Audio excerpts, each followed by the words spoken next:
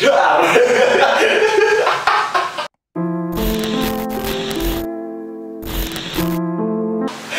Kan biasa sekian kan. Karena kan apa namanya? Kali ini kan film yang kita bahas kan yang lagi hype banget nih, lagi hot ya, lagi hot gitu. Hot. Kayak apa tuh? Kayak apa tuh maksudnya? Cuas. Jangan dong. Ini kan kita bahas film. Oh, bahas film. Film apa yang ini? Kita bahas film apa ini? Yang lagi hot dong. Oh, yang lagi apa trending ya? Trending lah, trending. Lagi benar lagi rame dan baru rilis ya kemarin 4 Agustus semuanya. Kali ini kita ngebahas film Pengabdi Negara. Blok. Pengabdi Setan yang kedua ya. Cuman kok namanya Pengabdi Setan ya? Ya karena mereka ngabdinya kepada setan. Oh, lah Apa? Pengabdi Negara?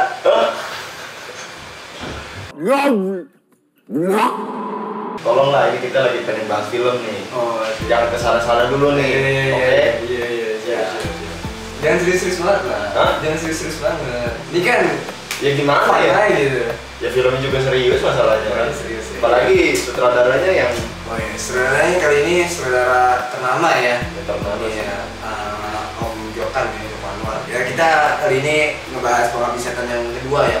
Komunion ya. Gua nggak tahu dibacanya Iya. apa ya. Komunion ya. Komunion. Kayak apa ya? Komunion itu berarti kayak komunitas ya berarti ya. Komunitas, community, apa ya? Kayak nggak jauh dari situ kali ya. Iya. Nah, Grup lah ya jatuhnya. iya kayak. grup. Tapi di sini kalau misalkan grup berarti di dalamnya kan ada suatu hal gitu ya, yang di dalam film ini ya. Ya, pasti. Kelompok gitu ya. Berarti Ya kelompok lah, lebih ke kelompok sih. Kalau ini kalau lu belum nonton yang apa kalau lu misalnya belum tahu seluk-beluknya lu nonton yang pertama dulu juga sih. Iya. Kayak openingnya sih, opening dari film yang kedua ini sebenarnya ya ada di pertama. Jadi kalau lu langsung lanjutannya.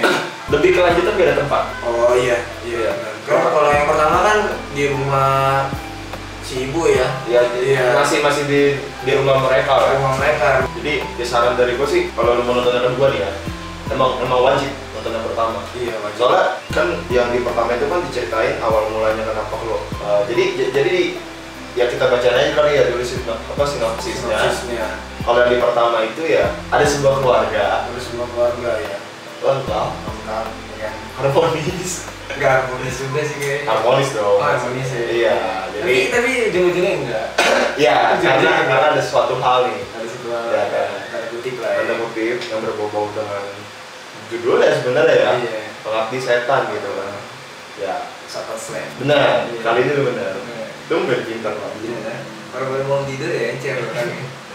Ya pokoknya gitu, sebuah keluarga yang ternyata salah satu dari keluarga mereka tuh ada yang apa ya bisa dibilang ngabdi kepada iblis setan sih sebenarnya. Iblis ngabdi kepada iblis sih. Iblis Iya. dan terjadi sesuatu karena suatu hal Perjanjian. perjanjian. Iya, perjanjian. Nah kalau yang di kedua ini sebenarnya masih sama nih tentang keluarga ini. Jadi ceritanya tuh beberapa tahun setelah dari yang pertama gitu kan. Dia masih sama gitu. Ada satu keluarga yang isinya si bapak. Hanya bapak doang yang kan ibu meninggal. Ya, yang ibunya kan meninggal di pertama ada bapak, ada karakter yang si bapak, terus ada yang anak pertama siapa Rini ya. Ini iya. Ini adik-adiknya punya Tony, adik, Tony. Tony, ada Bondi. Sebenarnya ada satu lagi. Nah, yang satu laginya itu nonton yang pertama. Iya, Nonton yang pertama. Jadi namanya Ian sih. Kasela. Maksudnya kasih pakai kacamata hitam gitu. Ya siapa tahu ya kan? Hah? Siapa tahu? Ya emang kalau setiap yang namanya Ian nggak boleh pakai kacamata hitam. Oh iya sih. Ya kan? Jadi beberapa tahun setelah dari Pengabdi Setan yang pertama, kita singkat aja kali ya biar cepet. PS1 gitu ya. Iya. Dari PS1 ke PS2 ini beberapa setelahnya mereka pindah dari rumah yang mereka huni karena ada suatu hal di PS pertama, pindah ke sebuah rumah rusun. Iya. Rumah rusun. Rumah susun. Iya. Ya, rusun ya. Ya, mereka menganggap sebenarnya tuh di rusun ini aman. Maksudnya kayak ya banyak. Ya mungkin logikanya secara logika lu di rumah Banyak rusun, orang. Iya banyak orang, tetangga banyak. Jadi kalau ada Ada apa ya tinggal teriak. Nah, Itu kan kata bapak. ya. Iya. Tapi ada tapinya nih. Ada tapinya juga sih ya. Tapi selebihnya nonton aja deh. Ya, selebihnya nonton. Yang belum nonton ya. Jadi kalau menurut gue sih yang Pengabdi Setan kedua ini menjelaskan apa ya, persoalan sekte sih. Lebih ke ininya ya, berarti lebih ke kan kalau yang di PS1 itu kan enggak. Kalau yang pertama itu kan dia menjelaskan apa ya, penyebabnya kan gara-gara sebuah perjanjian dari si bapak. Enggak dong, kalau di PS1 setahu gua sorry ya, ibunya kan meninggal tanpa sebab, sama sakit 3 tahun ya kan. Iya. Yang nggak bisa bangun, pakai lonceng. Itu suara loncengnya khas banget sih. Khas banget. Cuman yang kedua ini nggak ada suara lonceng. Cuman ditis sama si yang temennya si Bondi itu. Oh iya. Enggak, Bondinya ngomong pakai lonceng aja ya kan. Suruh pakai lonceng. Suruh pakai lonceng ya. Karena temennya kan ada yang rantai sakit ya kan. Ya kurang lebih sama lah gitu kan. Kayak nggak bisa bangun apa sih. Cuman kata Bondi, jangan nih, nggak usah, kan bisa manggil orang gitu ya. Minta tolong ya kan. Ya kurang lebih sih ya begitu sih. Kalau yang kedua dia menjelaskan soal sekte terlarang atau sesat ya kan. Ya namanya sekte sesat kan. Iya sesat sih ya. Nggak ada sekte yang normal, nggak ada. Apa sekte yang normal? Namanya udah sekte. Ada kok yang normal. Sunda Empire. Ya kalau soal sekte ya kan. Dari yang kedua ini yang gue tonton sih kayak ibaratnya ini mengungkapkan suatu hal yang pernah terjadi di yang pertama gitu. Nah, penyebabnya apa ini yang menjadi alasannya gitu? Ada beberapa kejadian yang di pertama tuh nggak diceritainnya di sini. Iya, di kedua. Cobaannya yang di kedua. Iya. Tapi menariknya yang kedua ini membawa pertanyaan juga. Maksudnya setelah kita nonton itu kita ngebawa hasilnya juga, hasil beberapa kita lihat gitu, apa yang kita highlight gitu ya kan. Banyak di sepanjang film yang gue lihat tuh banyak yang gue notice lah ya, berarti dari karakter masing-masing juga, sama beberapa clue ya. Clue dari setiap adegan, dan di situ ada hal-hal yang apa ya, kalau Joe Connor tuh kayak ini apa sih, dia masukin teori-teori konspirasi gitu. Itu unik tuh. Iya, makanya gue seneng tuh pas nonton. Wih, menarik juga nih kan teori-teori konspirasi sama hal-hal sejarah, ya kan, sejarah dari beberapa sejarah lah ya. Dari masa-masa Orde Baru gitu ya kan. Karena kan set film itu tahun 84 ya. 84. Ya, 84 itu kan ada, kalau baca sejarah sih ya, ada kayak di Petrus, benar serius. Iya, ada kok.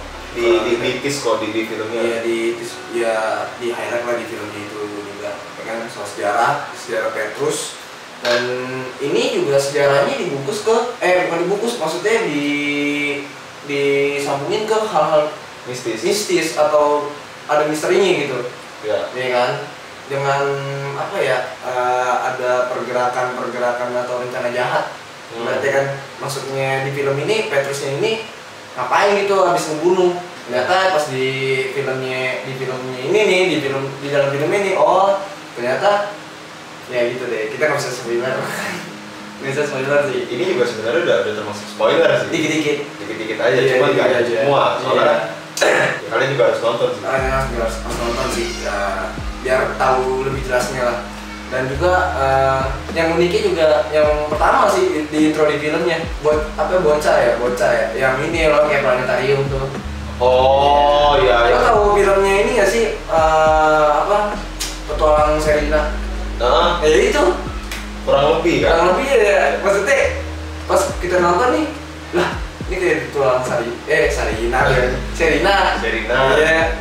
Ya kan? Ada tempatnya buat planetarium gitu. Jadi kita kayak sebenarnya itu ya bisa dibilang ya tempat buat kayak lu ngelihat planet-planet itu kan ada teropongnya juga kan. Iya, di asli tempatnya gitu sih. Itu kayak museum sih ya. Jatuhnya ya. Iya, museum. Dan juga kalau gue abis itu nih kita soal di rusunnya ya. Yang di rusunnya ini kan yang uniknya itu adalah kalau bisa dibilang gak dihuni selama berapa tahun ya? 15 tahun. 15 tahun Itu rusun mangkrak katanya, proyek mangkrak.